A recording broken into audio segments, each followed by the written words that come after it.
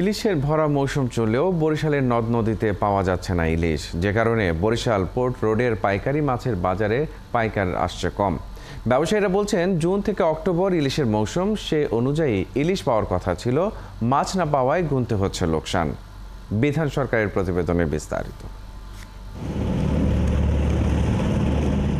আষাঢ়ের এই সময়ে বরিশালের স্থানীয় নদীতে বেশি পরিমাণে ইলিশ থাকার কথা, কিন্তু বৈরী আবহাওয়া আর নদীর পানি বেড়ে যাওয়ায় ইলিশের দেখা মিলছে 3 ভাগের 1 ভাগ মাত্র। ফলে কোনো কোনো পাইকারের ভাগে পড়ছে সর্বোচ্চ 7 থেকে 8 মণ ইলিশ।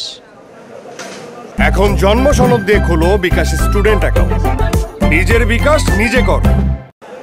ইলিশ কম্বলে এর দামও চড়া, আর পাইকার নেই বললেই চলে।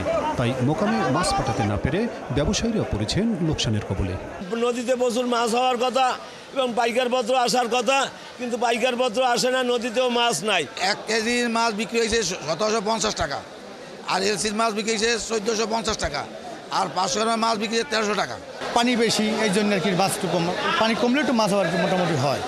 এদিকে 23 জুলাই পর্যন্ত সাগরে মাছ ধরার 65 দিনের নিষেধাজ্ঞা থাকায় জাল ফেলতে না পেরে দেনায় জড়িয়ে পড়েছেন বেশিরভাগ ট্রলার মালিক।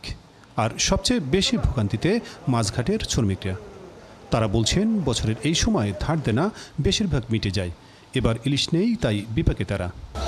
নির্মচা উঠছে, আবহাওয়া খারাপ, বর্তমানে সব বোট চলে যায় আর সবাই লসের মধ্যে আছে। অবরোধের জন্য এখন আমাদের মাছ ধরা বন্ধ, বোট ডক চলতেছে, জালের কাজটা চলতেছে। 200, 250, 300 এরকমের বাগা, 100 টাকাও পাই, চলনে কষ্ট হয়। এখন মাছ কম, আমাদের আয় বাণিজ্য কম, আমরা অনেক কষ্ট করে আসছি শ্রমিকেরা। বর্তমানে প্রতিদিন বরিশালে মাত্র 250 থেকে 300 মণ ইলিশ ধরা পড়ছে। কয়েকদিনের মধ্যে আরও বেশি ইলিশ ধরা পড়বে, এই অপেক্ষায় আছেন জেলে, ঘাট শ্রমিক আর ব্যবসায়ীরা। বিধান সরকার, 71, বরিশাল।